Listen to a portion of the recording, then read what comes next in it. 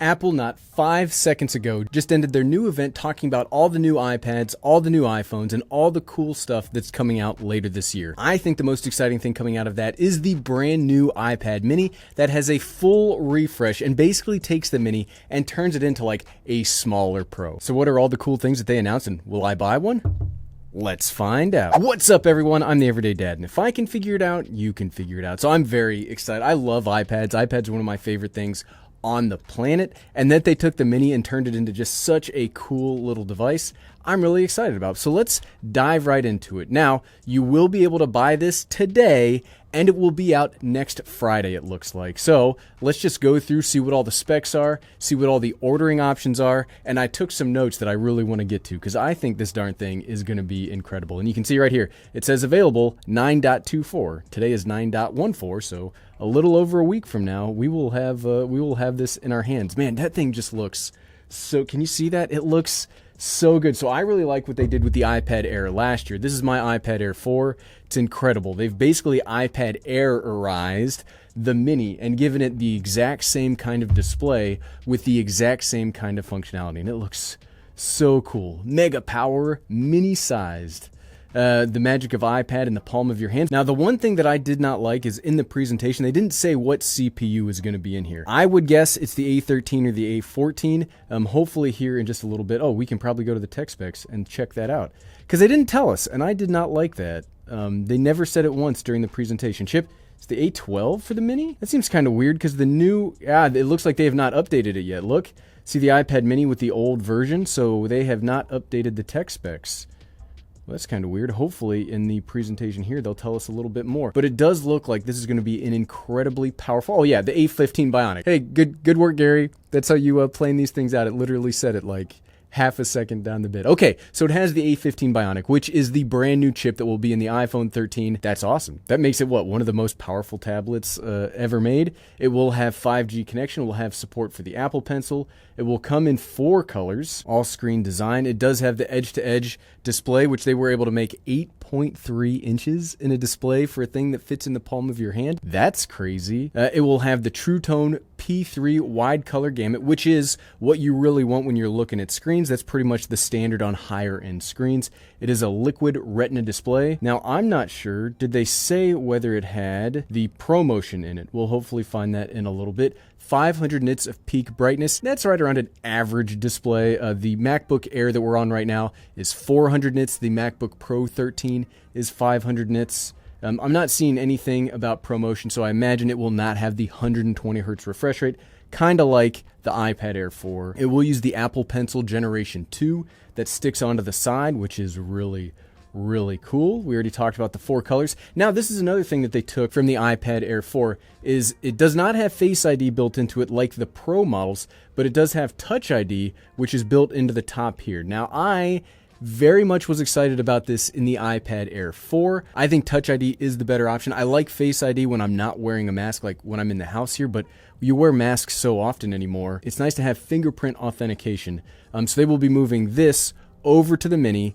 I have kind of had like iffy performance out of this Touch ID, so hopefully on this version it'll work a little faster, work a little better. But I'm excited to see just, you got to work around the problem somehow. And I like to see that they've worked around no longer having the space for the physical button here on the front, that they have it here on the top. So hopefully we'll be able to see it work a little bit better on the mini. We did talk about the A15 Bionic, which should be, from their presentation, the A15 Bionic sounds like a monster chip. In the iPhone 13, it's got the 2 power cores and the 4 efficiency cores. Now, if you look at like how the M1 on the MacBooks and the iPad Pros work, it's a 4 power and a 4 efficiency. But I think those 4 efficiencies are the ones that the majority of us will ever see really do all the work. So we get those 4 efficiency cores in an iPad the size of the mini.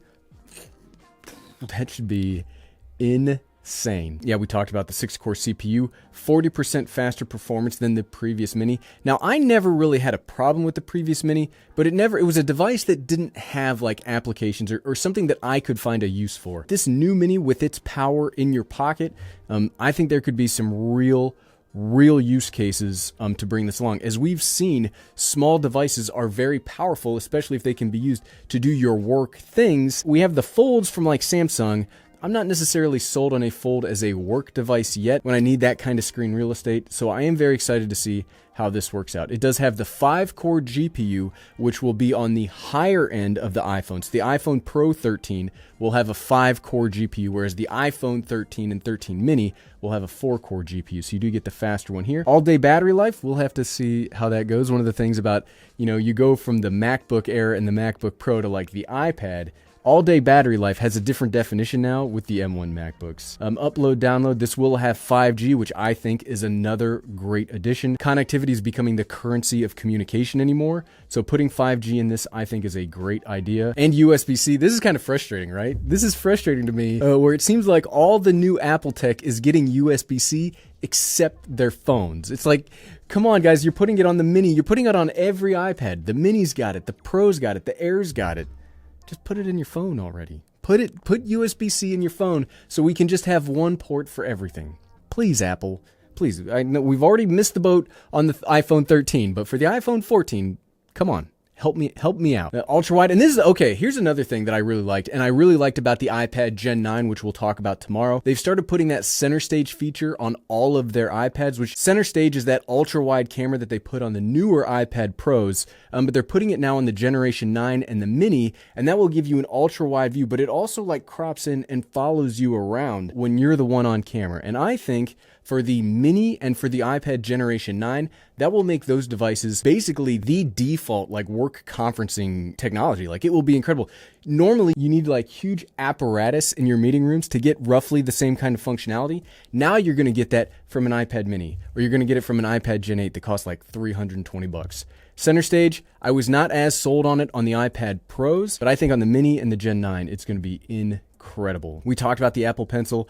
I'm not much of a designer or a drawer, but now not only the Generation 1 Pencil will work, the Generation 2 that is more precise and has the better battery and the better charging capabilities will work on the iPad Mini, and it just all sorts of things. Now, the one thing that you do not see here so far, and the one thing that I am not super happy about, is it looks like the iPad Mini does not have the smart connector on the back. And if you don't know what I'm talking about, this is the smart connector, and this is what allows for those really awesome accessories like the Magic Keyboard or other kinds of keyboards from other brands. It looks like the Mini does not have that. Now, is that to say that the Mini will not have keyboard kind of cases? No, probably not. You could always connect via Bluetooth.